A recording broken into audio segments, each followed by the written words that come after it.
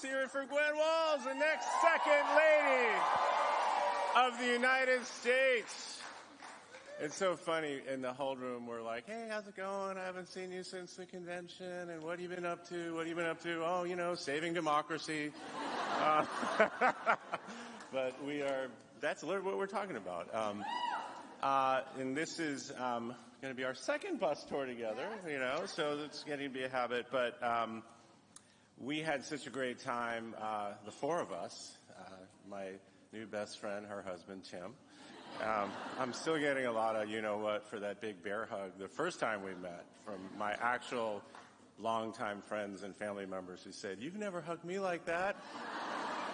But he's awesome. He's so great. And where's Governor Cooper? Your governor is so awesome. Governor Cooper is such a dear, close friend of your next president. He even was the one who introduced her before her convention speech. And it's your next governor is here too, Josh Stein.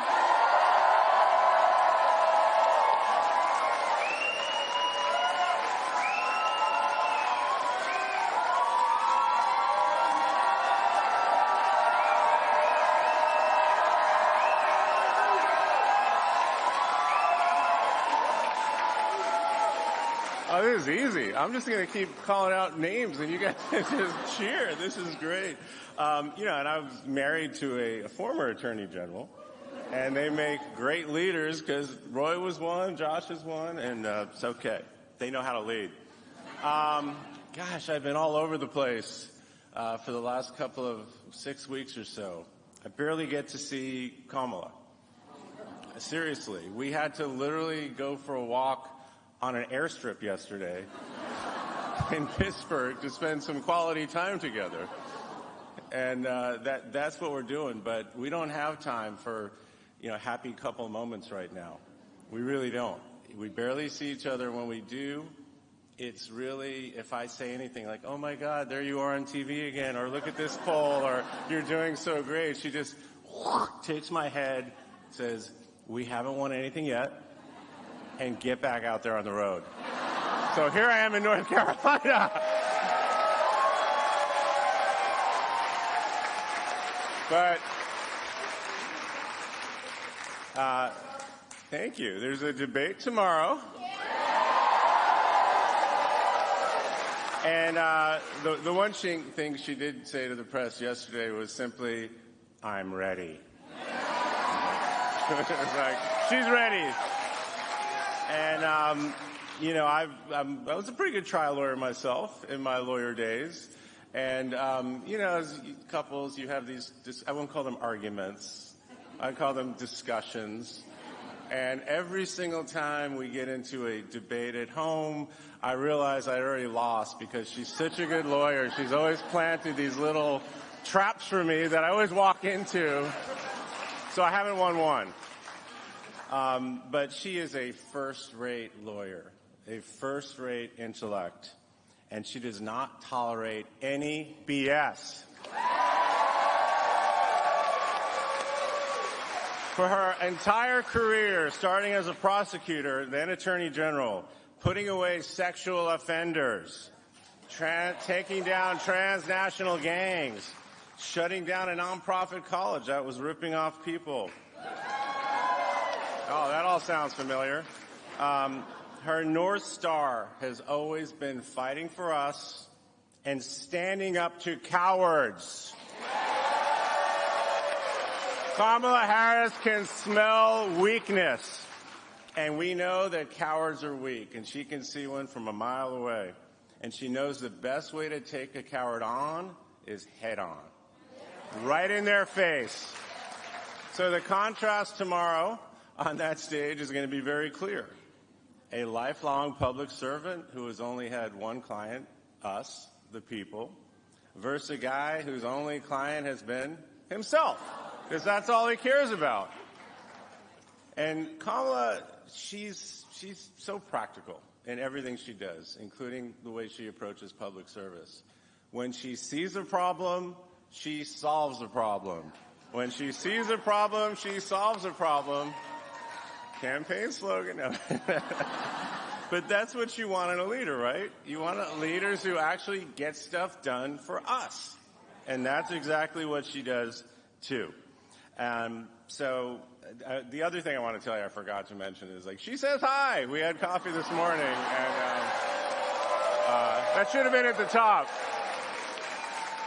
And she says hi because she's been here a lot, and she's going to be here soon.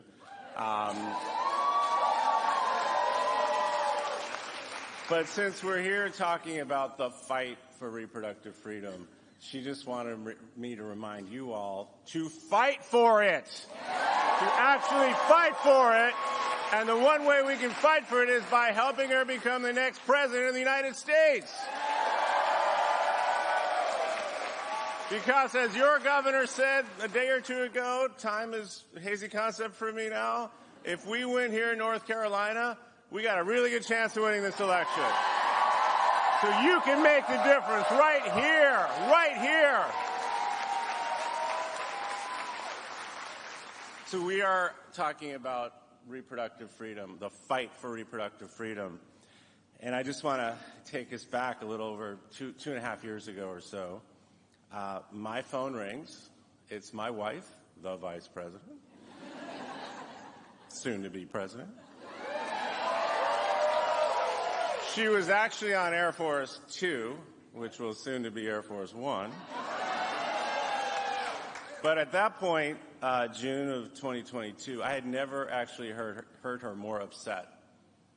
And she called to say, Dougie, they actually did it. They actually did it. And that was the moment that I found out that the Supreme Court overturned Roe v. Wade.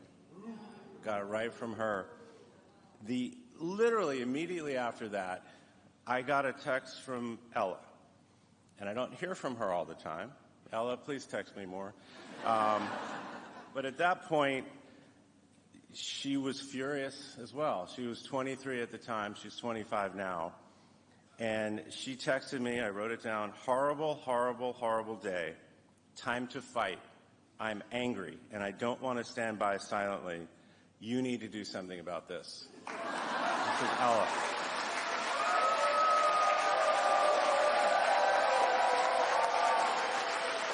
But then, some of you might have met my mother at the convention. She's 83 now, but she was 81 at the time. I heard from her right after I heard from Ella. Now I do hear from my mom all the time, so this is not, but not about this. And she said essentially the same thing. Now remember, she was 81 2 years ago, which meant back in the 60s and early 70s, she was one of those women out there fighting for equal rights, fighting for reproductive freedom. And people like my mother thought that this was something they'd never have to talk about again, something that they thought was locked in. And this is why my mother was so upset. So here, my wife as vice president, who is so infuriated because, remember, she was on the Senate Judiciary Committee. And I think two of the three Supreme Court justices that Trump appointed for the sole reason of overturning Roe v. Wade looked at her when she was on that committee, when they were going through the nomination process. You remember what they said? Oh, we will uphold precedent. We will honor stare decisis. See how that went? So I heard from my mother, and she literally said, honey, you need to do something about this. So 2.5 years of doing something about this, we are now here today on an issue that is so much worse than we all could have imagined. I mean, maybe they imagined it because, remember, Trump said women should be punished when he was running in 2016? You've heard from, what's-his-face, the little sidekick? J.D. Vance, right. You know, just no abortion, no exceptions for rape or incest. Can you imagine being a person like him to feel that way when a woman who's been subject to a violent crime, rape or incest, a violent crime, a violation, and then this character thinks that that person, especially if it's like a child, should have no agency over what happens to their body next? That's just immoral. That's wrong. And that's who they are.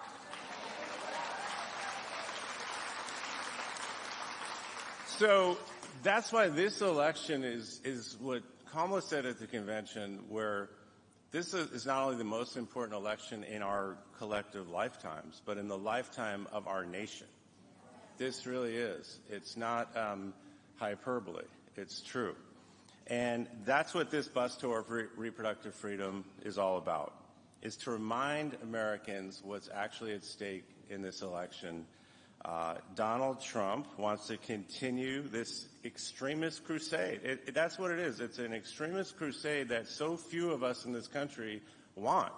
This is something that the vast majority of us do not want. And that has actually been proven objectively in election after election since Dobbs came out. Red state, blue state, it doesn't matter where. The people do not want this. And the nerve of that Dobbs opinion to say, to paraphrase, women are not without, rights here. They can just go to their states. Well, you've seen what states have done almost immediately after Dobbs. Basically complete bans is what it is. 6 weeks, even 12 weeks here. You barely know that you're pregnant. Ramifications for patients, but also for doctors. This is wrong, and barely anybody wants this. And that's why this election is so, so important, because we can vote our way out of this by getting Kamala Harris and Tim Walz in office. We need to elect pro-freedom candidates up and down the ballots. And you see what happens in these states. So it's not just who's president and vice president. It's who your senators are. It's who your congresspeople are. It's who your governor is. It's who your attorney general is. It's who's in the state houses. You've got to take this power back. So this small minority of extremists are making decisions for the majority of us that none of us want. And it's causing actual damage. You heard the stories about IVF. I've done events all over the country. You've seen the stories. You saw it at the convention of women on death's door. And you've got doctors who are afraid to provide treatment because they're looking over their shoulder, calling the legal department, looking at the insurance department because they think they're going to go to jail. They think they'll lose their medical license. And it's even worse than that. Doctors are leaving these communities.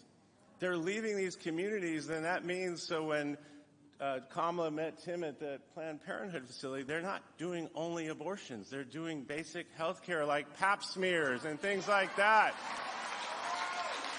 Where are women going to get that treatment now if there's no doctors or facilities to do it? So this is a hellscape. It's a crisis created by Donald Trump. And now that they're trying to weasel out of it and trying to pretend, I'm pro-women, that's BS, and we all know it. We're not going to be gaslit by them.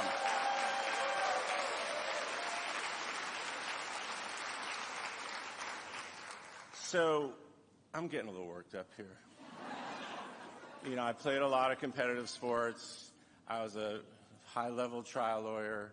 And one of my mottos to stay in the moment was to stay mad and channel that anger into action.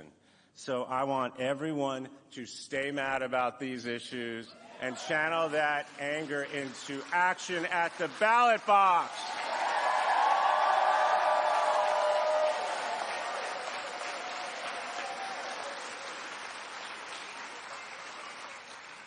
And it's not just abortion, it's not just reproductive freedom, it's just about everything else. And we've talked at length about Project 2025, 900 some odd pages. It is literally a blueprint, a script, because I'm from Hollywood, but it's a blueprint to destroy our country. It's a blueprint to destroy our very way of life.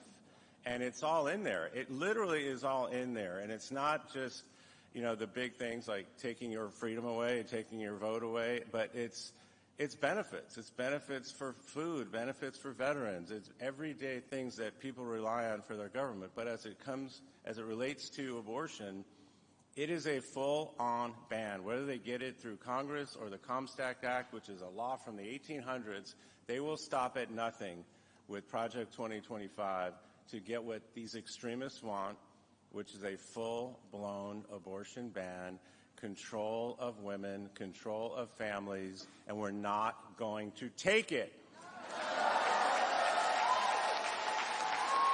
And just because I'm still a lawyer at heart, I read these opinions, including the concurring opinions.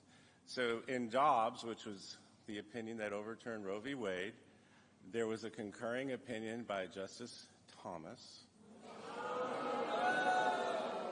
He actually had time to write this one, but it's pretty horrible because Justice Thomas basically said any other right to privacy based on the Griswold case, which was what Roe v. Wade was based on, let's take a look at that. That's now at risk. And what does that mean? The right to love who you want to love, the right to marry who you want to marry, the right to contraception. Basically what her husband always talks about, all those things that are in your bedroom, in your medicine closet, which he says, stay the hell out of there. That's what they're trying to get to. It's already in the Supreme Court's decision. That's what Project 2025 wants. That's what the Supreme Court wants. So who do you want picking the next Supreme Court justices? You got it. You got it.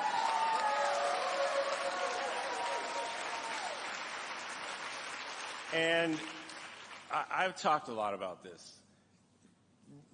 This fight for reproductive freedom, this is not just a fight for women. It's not a fight only about women. This is for all of us. This is for men. This is for families. Everybody needs to care about this. I've talked at length with my daughter Ella since that fateful text, but I've also talked to Cole about it at length. Cole's 29 now. He just got married. His wife Greenlee's from Texas. Do you think they want to move to Texas at some point with a 6-week ban and they're trying to plan a family?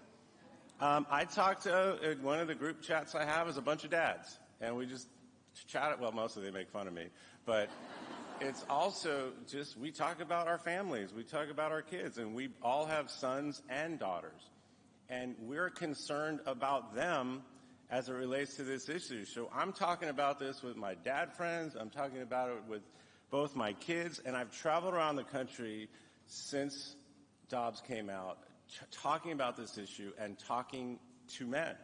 I've done numerous events with this group called Men for Choice, and these are,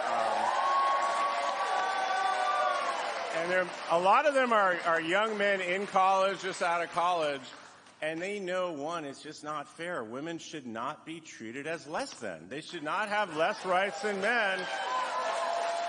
But they also know that this issue impacts them and these other freedoms that we're talking about. So I know I'm going to continue to talk about this, whether I'm second gentleman, first gentleman, or just Cole and Ella's dad, because it's the right thing to do. It's the right thing to do.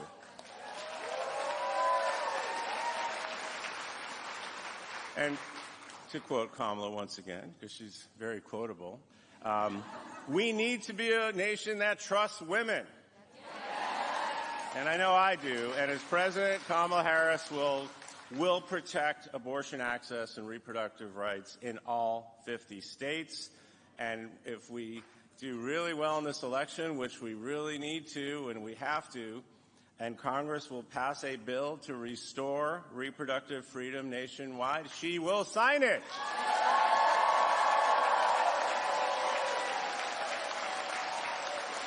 So this election, on so many levels, is binary. Two guys who actually not only don't trust women, but are literally running on a platform of authoritarianism and misogyny. That literally should be their slogan, because that's what it is. So you want, people who literally are outwardly misogynistic in their policies and the way they talk about women and the policies in which they have already enacted and have talked about enacting, or Kamala Harris and Tim Walz. It's completely binary. God, this would be a perfect time for a "we're not going back." And we're not.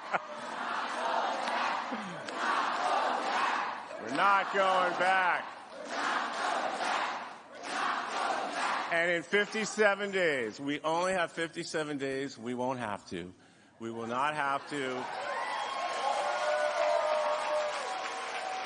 And I just got to comment on something I saw over the weekend. They were talking about it this morning. I still can't believe this one.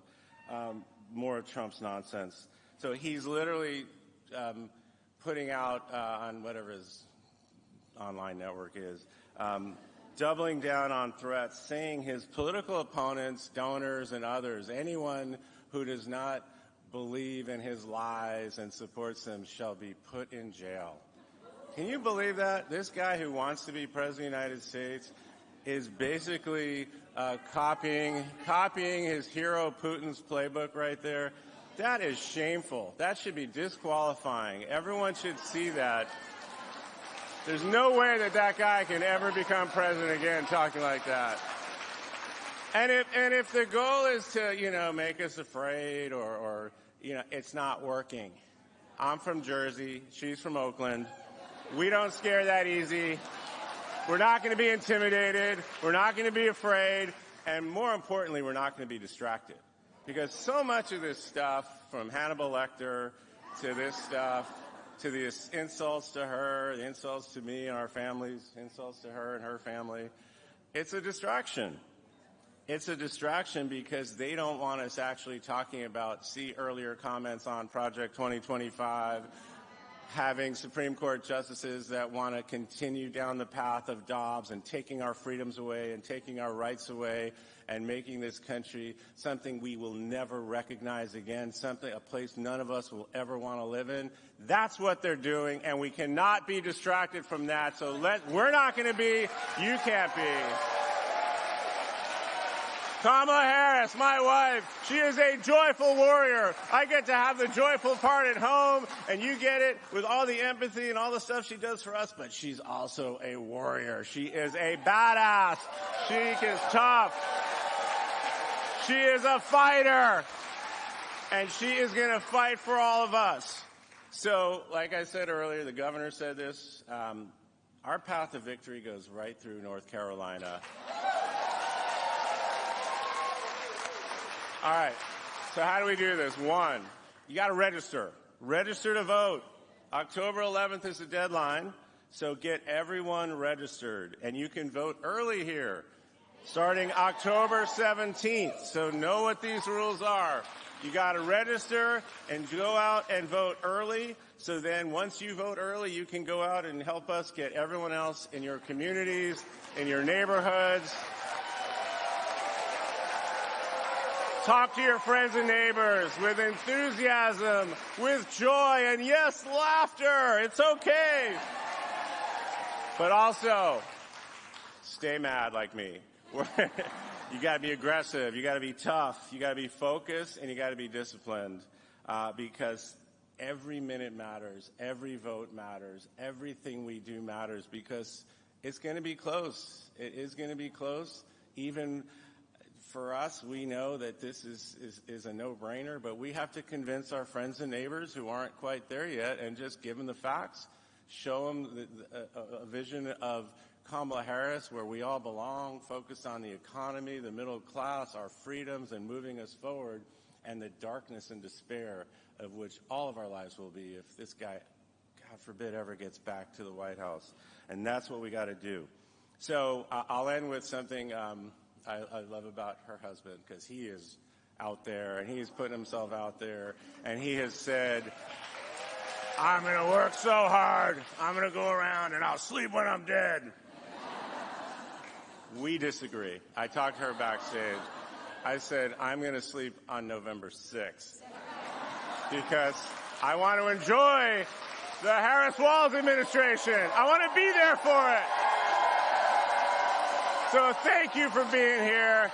Thank our soon-to-be second lady. Thank all the leaders here. Now get out there and let's do the work. Let's win this thing. Thank you so much.